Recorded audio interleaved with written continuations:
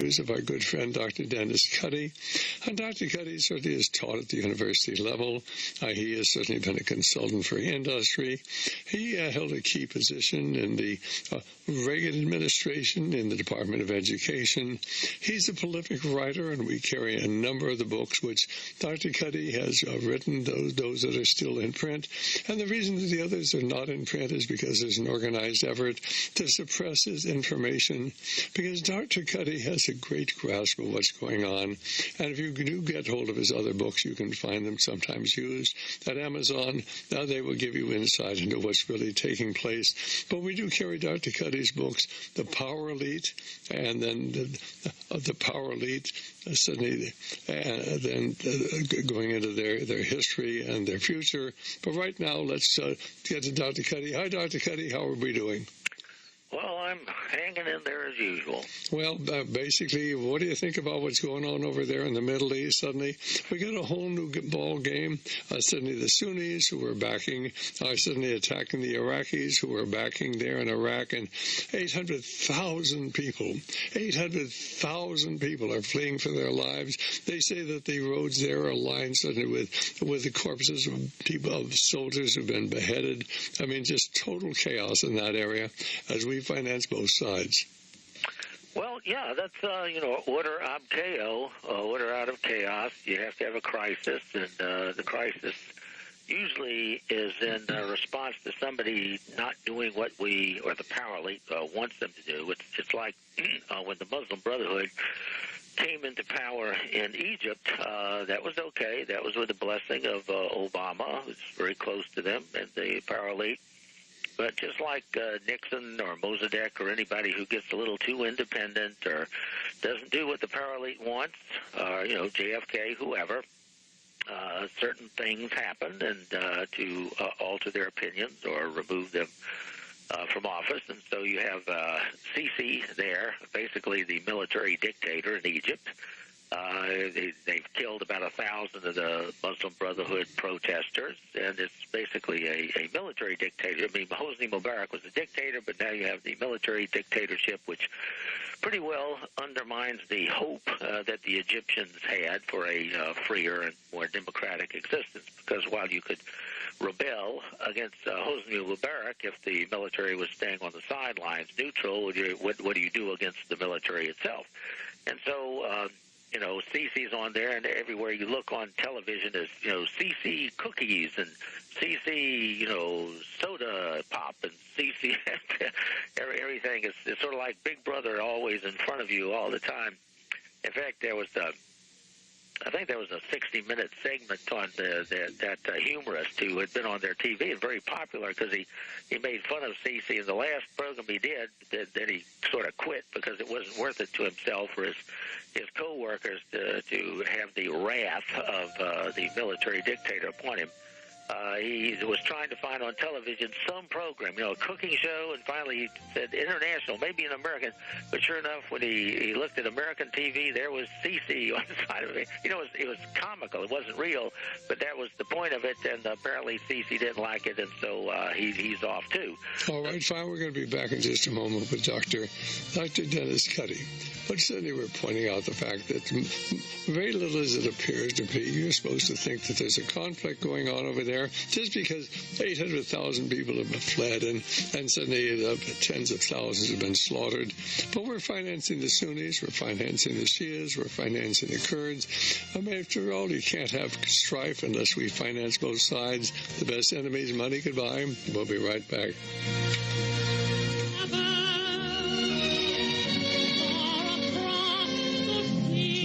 This is Dr. Stan here at Radio Liberty, and as always, it's Friday this time, why we have our good friend Dr. Dennis Cuddy. Dr. Cuddy, what do you want to talk about today? Well, we're going to, I think, just continue with what you began there, because it's instructive of how the power elite, they operate. If you get a little too independent, like the Muslim Brotherhood in Egypt, you have to be knocked down. So we basically contacted our puppets, the Egyptian military, who we fund, not just funds for the government, but they get their own personal millions of dollars. So they pretty well know, who's buttering their bread, and they do what we, the power elite, wants them to do. Same thing happened in Iraq. Maliki, who's the majority Shiite, wasn't playing nice with the Sunnis. He was excluding them from the governmental process. And so we had to have a crisis. And so, the power elite sort of manipulates the crisis into existence, like here. And you have these on the one level, you look at somebody like Hillary Clinton, and you puzzle, how could she make the statement that she did?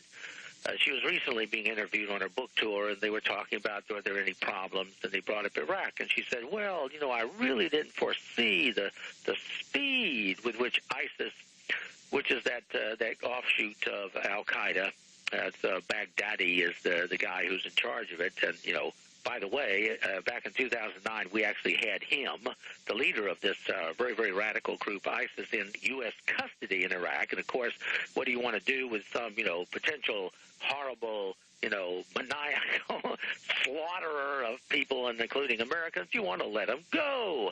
And so that's what Obama did in 2009. Well, let's let this fine fellow Baghdadi go. And so then he becomes head of ISIS, which in some respects was even too radical for al-Qaeda, so they sort of separated their ways, and he's the head of this, and ISIS stands for the Islamic State in.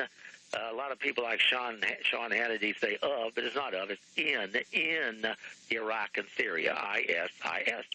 And so, he's doing the bidding of the power elite. I mean, everybody is doing the bidding of the power elite in the sense of, we say, well, let's see what we want to do. We don't like what Assad is doing in Syria. So, we'll fund these rebels. Well, how do we fund the rebels? Well, even if you put money in their hands, they got to have weapons, right? Okay, where are you going to get the weapons from? Aha, Libya. So let's have a revolution in Libya. There's the revolution in Libya. Hold that thought, Dennis. We'll be back here in just a moment with Dr. Cuddy. Well, this is Dr. Stan. You must understand, we never should have gone into the Middle East. Why did we go into the Middle East and Iraq and Afghanistan? Well, we did that because suddenly we were attacked on the 11th of September, 2001. And if you don't believe it, just look at building number 7 come down. An obvious controlled demolition. An obvious controlled demolition. They killed 3,000 people that day. So they justified going into a war.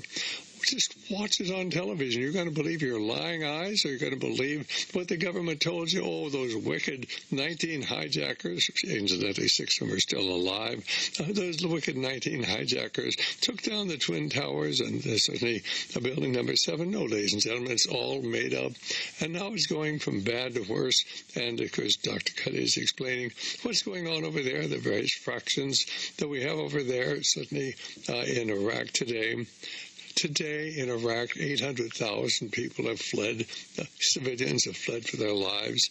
It is said that the roads to Baghdad are lined with the bodies of decapitated soldiers who simply were captured and promptly killed. Total chaos over there, and we're financing the whole thing. We've been shipping over pallets full of $100 bills to buy the people off. And, of course, you can see the end result of American foreign policy.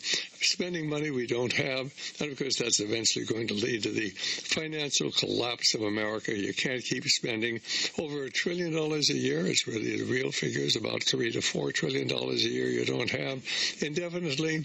Dr. Cuddy, you pick up the story about America's disastrous foreign policy over there because of what happened on September 11, 2001. And if you go back and watch Building 7 come down, you can see it on the internet. Watch it come down. It's a controlled demolition. They killed 3,000 people to get us into a war, another war. Go ahead. Well, if you look at that situation, you have that dummy. I mean, it's a matter of who's dumber. Is it Condoleezza Rice or Hillary Clinton? Because Condoleezza Rice was sitting around waiting for, quote, actionable intelligence. And I'm thinking to myself, you got to be kidding. If we waited for actionable intelligence in World War II, we'd all be Nazis today. You know, the National Security Advisor is supposed to anticipate potential problems and create contingency plans. But she's waiting around there for somebody to call up and say, hey, Condi, you know, next Tuesday, truck bomb at the corner of 5th and Main, and she'll do something. So it's a contest to see which one of those extremely brilliant people, if you read their PR and the media about them, in my mind, it's a matter of who is the dumbest on one level. But as I said, that's on one level. That's on the sort of surface level that you're presented. When in actuality, it may be that they're not really dumb at all. It's all part of this parallel plan. And that's what I was, before the break, I was saying how this whole thing sort of unfolded. So if you want to go back to 2001, what you have is the attack. Now, the attack could have been easily prevented. I'm not going to revisit that because I've showed how a 5-year-old could have prevented the attack of 9/11, September 11th, 2001. Okay, and then immediately you have these memos. And I put this in my book, September 11th, Prior Knowledge, and another book called Cover Up, which were about that period. I put out immediately Donald Rumsfeld and others are having these meetings saying, now let's see, this is the Al-Qaeda and the Taliban in Afghanistan. And isn't there some way we can hook up Saddam Hussein to this? I mean, he says that as a memo. Rumsfeld's right. Can't we hook up Saddam Hussein to this? Why? Because the whole plot is to shift quickly from Afghanistan to Iraq, which was the goal in the first place. And I put this in one of my News with Views columns. It's called an expanded addendum to the war in Iraq. And I put the plan, you know, of the Project for the New American Century a year before 9/11 happened is how we wanted to get into Iraq for various reasons. And then you had another group, which was even before them, including people like the chairman of Enron, you know, big oil companies. They're basically saying the same thing that the Project for the New American Century would say. You know, we got to find a way to get into Iraq, because there's the whole oil. And then James Baker, you know, why we go jobs, jobs, jobs. James Baker's famous quote about why we're in Iraq. And so, you know, it really wasn't to kick the evil Saddam Hussein out of Kuwait. That was all staged, and April Glaspie did a sort of sandbagging of Saddam Hussein, just like Sir Edward Grey did of Punch Lisnowski for the First World War. You know, if it works then, it'll work again. Sure enough, it did. And so what you have in this case is they immediately go from Afghanistan into Iraq, and no mission accomplished, which is, of course, nuts, because I put it in my book Cover Up as to what Saddam Hussein's secret strategy would be, and that book was written before we went into Iraq in 2003, and, you know, how he wanted to lure us in there and get us bogged down in smaller patrols so that he could hit us with IEDs and RPGs, and he released, you know, 100,000 prisoners who you wouldn't do if you were really, you know, the ruler of a country, figuring those 100,000 people would come after your head unless you wanted to create chaos, which is, of course, what he did. Okay, so we enter into this project, and we deliberately pretend to be stupid. We have no plan, you know, to take over. If we're going to disband the military, if we're going to disband the police, then you've bought the situation. You're responsible for the woman who comes up to a private who can't speak Arabic and says in Arabic, my daughter's just been kidnapped. What are you going to do about it? Private. Okay, so he says, what? You say what? I don't know. What are you talking about? And so what you do is you have a certain amount of chaos there. You let the chaos linger. You know, we don't get the electricity going.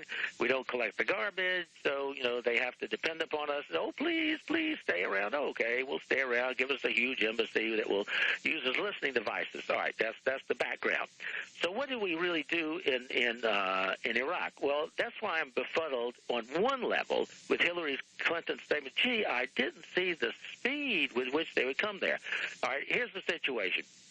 We go in there. Saddam Hussein has been a Sunni, the minority population, and he's oppressing the Shia, the larger population. Now, the Sunni and the Shia, they hated each other for centuries because they both figure each other as illegitimate. The whole thing originated after Muhammad's death. You had a conflict between the son of Muhammad and Muhammad's right-hand man, and that's where the separation occurred. So the other side, as far as each side is concerned, is infidels. Let me just intercede, Dennis. The reason that you have the situation in Iraq has to do with the First World War, and after the First World War, why suddenly the British and the French drew up the boundaries of the new countries there, and they created a new country called Iraq. And they joined together the Sunni and the Shia and the Kurd. Why? Because they knew it would lead to instability. They knew they would always be fighting with one another, and that way they would be able to better control them, divide and conquer. It was a wonderful system, and that's why they established Iraq, and that, of course, is why it's the situation we have today. You should have three separate countries, three separate racial groups,